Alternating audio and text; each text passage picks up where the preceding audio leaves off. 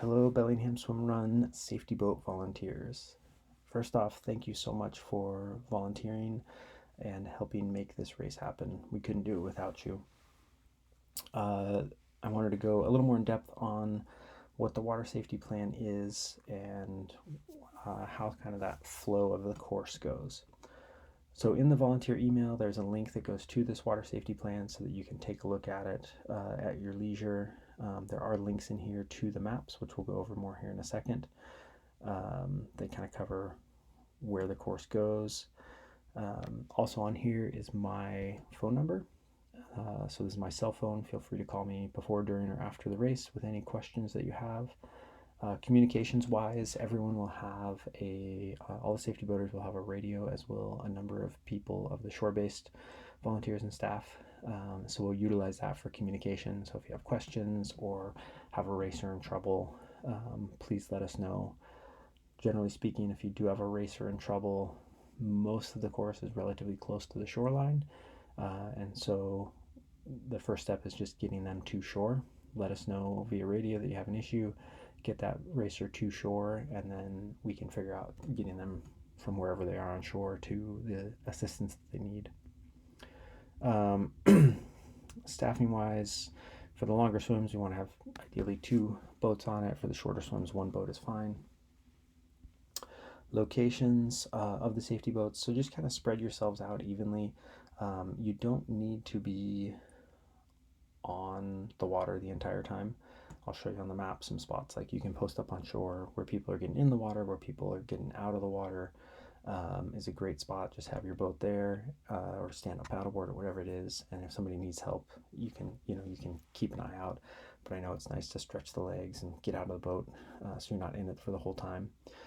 And then this big emphasis is on really like the back of field folks. The people towards the front of the race are usually quite strong and are not really our issues. It's more the people towards the back of the race.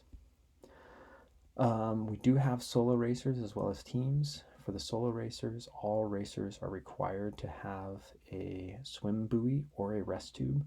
A rest tube is, it looks like kind of like a small fanny pack, but it has a CO2 cartridge. So if they get in trouble, they can pull that, and a tube will inflate that they can hang on to. The swim buoy is a larger, always inflated, usually neon colored flotation device essentially that tows behind them.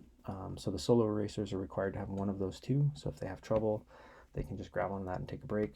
For the teams, they have their partner to help them out. They're required to stay within 10 meters of each other. And so if you have teams that are further apart than that, you can give them a warning. And if you're having recurrent problems with the same team, you can let us know. And there's time penalties or even disqualifications associated with that. If at any point you feel that it's unsafe for a racer to continue because they're cold, fatigued, whatever, go ahead and pull them from the course, and then just let us know, and we can rendezvous with you and figure out the best way to deal with that racer. All right, so let's go back to the map itself, and we're going to do kind of a deep dive into the course. So this is an overview of the course. It has all the swims for all the different races.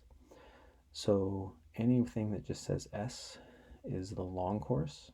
So this is swim 1 for the long course, swim 4 for the long course. If it says SC, that's the short course, swim 1, short course, swim 2, and then this is short course, swim 3, which is also long course, swim 6, and this is also long course, swim 3. So that's kind of the overview. The way we mark the exits is by buoys. They're about 3 feet tall, bright orange, very, very visible. We'll have you guys assist us in placing those where they need to be. They will be placed to the swimmer's left. So the swimmers will come in and keep the buoy to their left. And we'll have them very close to shore, so it's very easy for the racers to see exactly where to go. All right, so let's go over the course a little bit. So the long course starts at 9 a.m. They start out with a run that's about a third of a mile or so from the start-finish area here at the west entrance to Paddon by the swim beach and the restrooms. They're going to run over to the boat launch. They get in the water at the boat launch, and they head across the lake. This is one of their longest swims of the day, to this kind of south shore of the lake. There's a small sandy beach here where this buoy will be. Then from there they get out, they're going to do a run that's a loop that actually comes back to that same swim beach. So they get in here and swim 2 comes across from here back to the start finish area. So having this boat posted here, boat posted in this area, you can kind of cover both of those. And then this boat can kind of move as the race progresses down towards the western end of the lake. They'll get out, they do a run to the western end of the lake. Swim 3 is a shorter swim, comes from a rocky beach here right by the reeds. Excuse me. Over to a kind of steep rocky little exit here. From there they do another loop. This time they get back in the water where a rope swing is, directly across from the swim beach area, and they swim to the swim beach. From here, they're going to go to their longest, they take a run back to the boat launch, and then this is their longest swim of the day, is swim 5. And so the long course starts here at the swim beach, comes along this eastern shore all the way down to the playground. So this would be a good one to have a couple folks spread out on to help cover that longer route.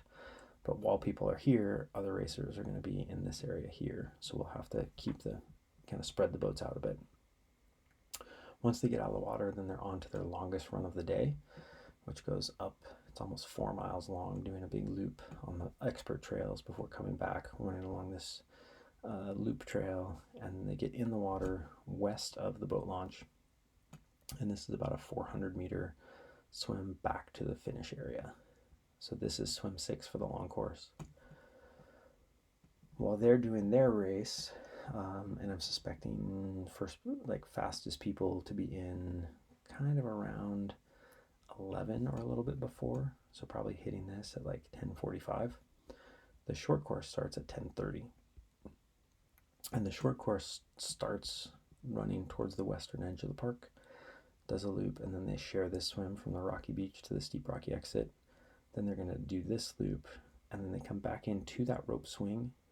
But rather than swimming across the lake, this will be a good one to have somebody posted up here because they need to swim down shore. So there's like a little reedy cove here that they need to swim past, getting around the second point, and then into the beach, a nice little sandy beach here. So once the short course goes, having somebody posted up here, again, even standing on shore with their boat at the ready, so that they can direct those short course racers in this direction is very helpful. From there, they do a run up over here, coming back along the loop trail, and then again, they share that last swim. So the course closes at 12:30. The short course starts at 10:30. Fastest time will be finishing about 11:30, and the last ones will be by 12:30 through here. Hopefully this description of the course helps out. Again, my number is attached. If you have any questions, please let me know.